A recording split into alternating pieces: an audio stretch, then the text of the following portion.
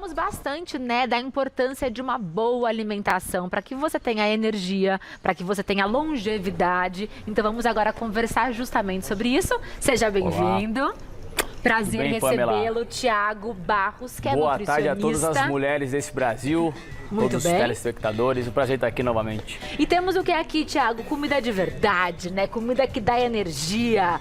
Apresente pra gente o que nós podemos ter como aliado nessa missão. Eu tô vendo ali o café. O café acho que é um bom ponto de partida. Cafeína dá energia. Você toma um café pra começar o programa ou não? Eu tomo. É? Eu tomo um pela manhã, um pra começar o programa e um no final da tarde. Bom demais. Eu também. Eu quero saber se você aí de casa também toma esse café, porque é o seguinte, a cafeína é um dos poucos suplementos que tem, pessoal, estudos que de fato comprovam que pode ajudar na concentração, no foco e, portanto, na produtividade, quando, evidentemente, consumida dentro de uma quantidade individualizada. Por quê?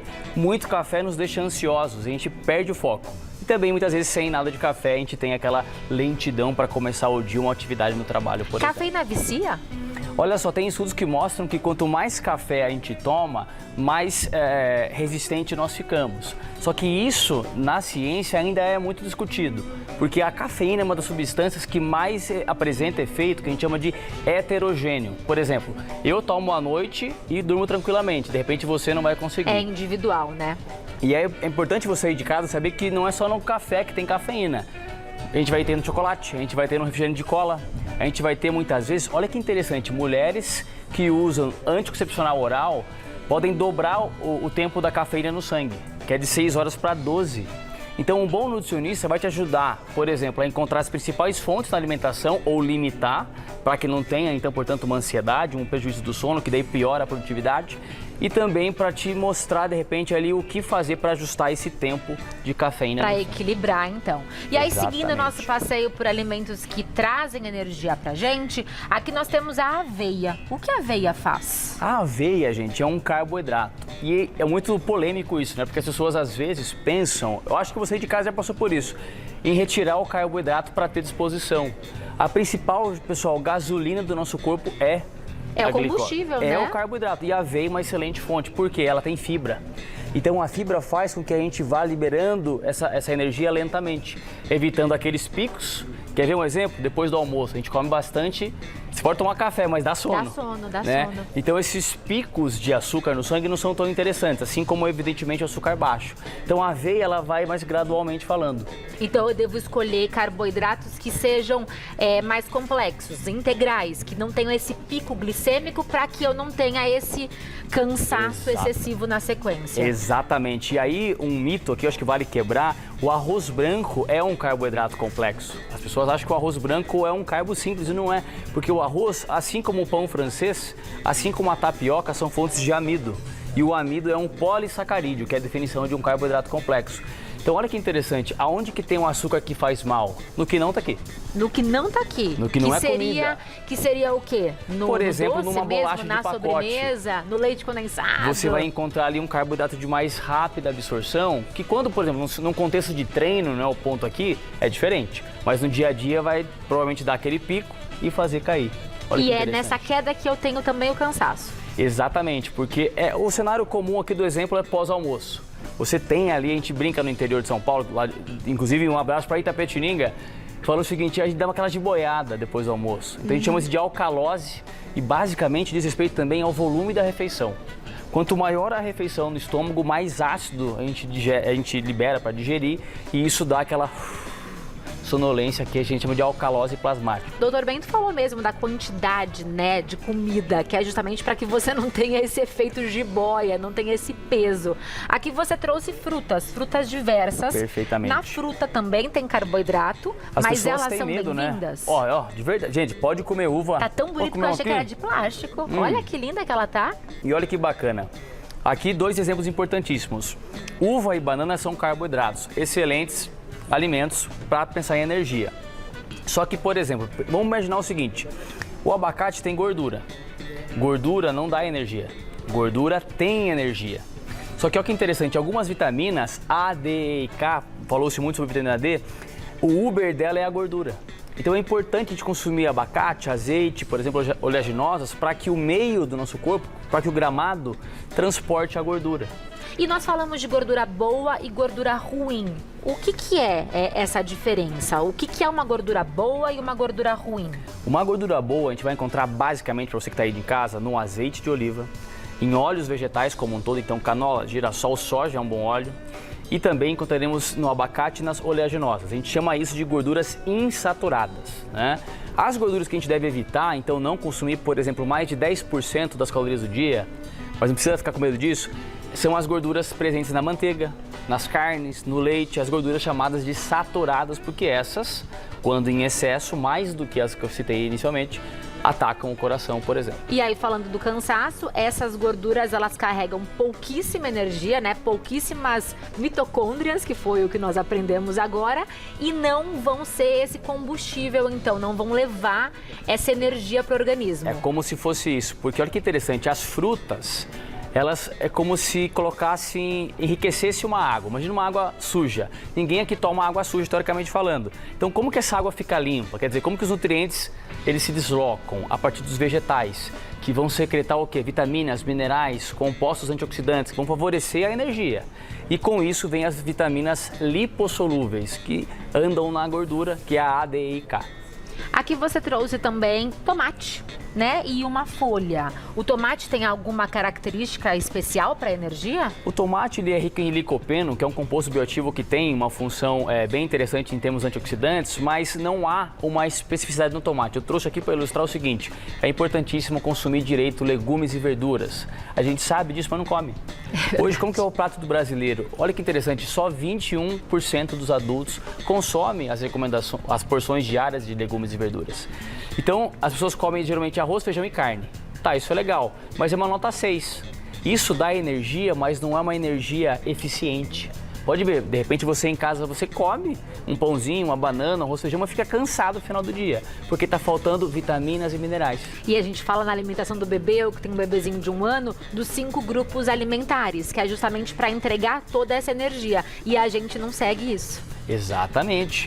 E aí olha que interessante, o feijão, por exemplo, ele é rico em ferro, assim como as carnes, né, as leguminosas como um todo. O ferro, gente, é o Uber, olha que interessante, no ferro tem o Uber do oxigênio. Então, para que eu tenha uma célula sadia, para que eu tenha uma contração muscular, para que eu consiga falar aqui com vocês, gesticular, eu preciso de oxigênio chegando o tempo inteiro, senão a gente não tem vida. Quem que é o Uber desse oxigênio? Ferro. No Brasil, na última década, o consumo de feijão caiu. Porque a gente vê por aí as pessoas falar que feijão inflama. Feijão não inflama. E é verdade que é importante associar o arroz com o feijão, que essa dupla tem Incrível. propriedades muito especiais pra gente? O que falta no arroz tem no feijão.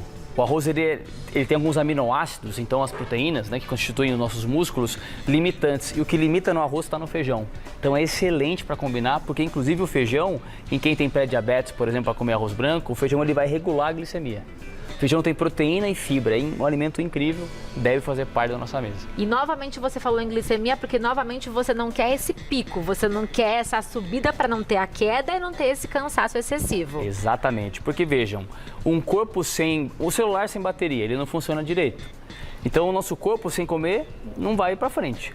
Agora, se comer demais, é como se tentasse encher muito um copo, vai transbordar. Então esse transbordar de caloria também nos deixa cansado. Aquele docinho, então, que a gente come no meio da tarde, longe das refeições principais, justamente porque estamos cansados, ele só faz com que a gente fique ainda mais cansado? Como que é esse açúcar no nosso organismo no meio do dia? Geralmente sim, mas olha, uma sugestão. O açúcar, o doce, sobremesa, o importante é consumir depois de uma refeição.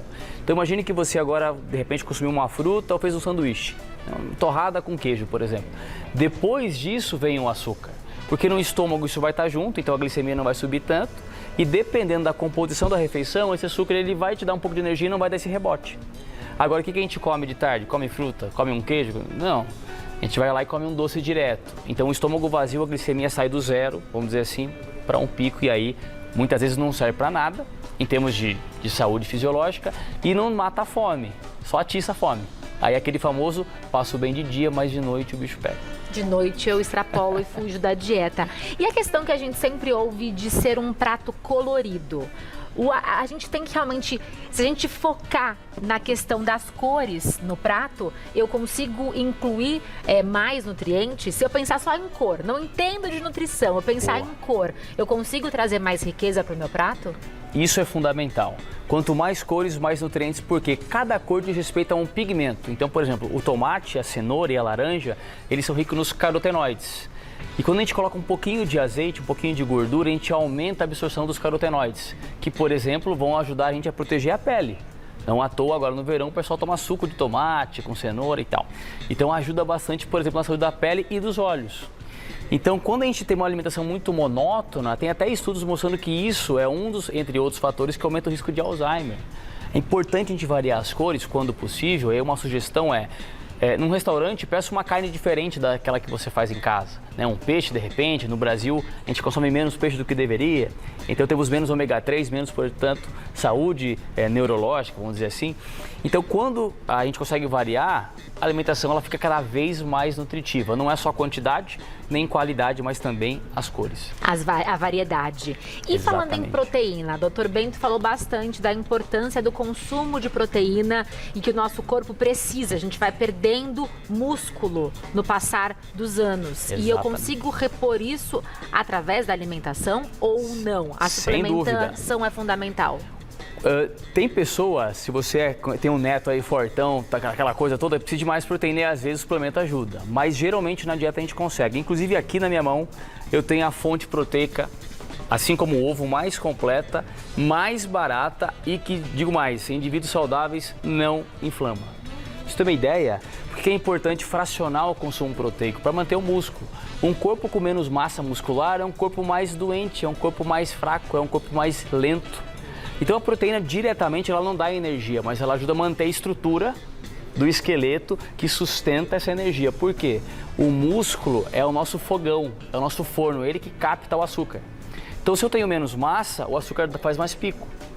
Então para a gente não ter aqueles picos que a gente citou, eu preciso de um músculo sempre jogando para dentro do forno essa caloria. Então como que a gente mantém o músculo? Comendo adequadamente proteína. Quando você fala do leite, a gente, quando pensa em dieta, pensa no leite desnatado. É uma troca inteligente perder calorias e perder propriedade do leite, trocando um desnatado por um integral? Ou melhor, trocando um integral por um desnatado? Pensando em emagrecimento, faz sentido muitas vezes o desnatado. Agora, pensando em energia, em saúde como um todo, o integral é melhor.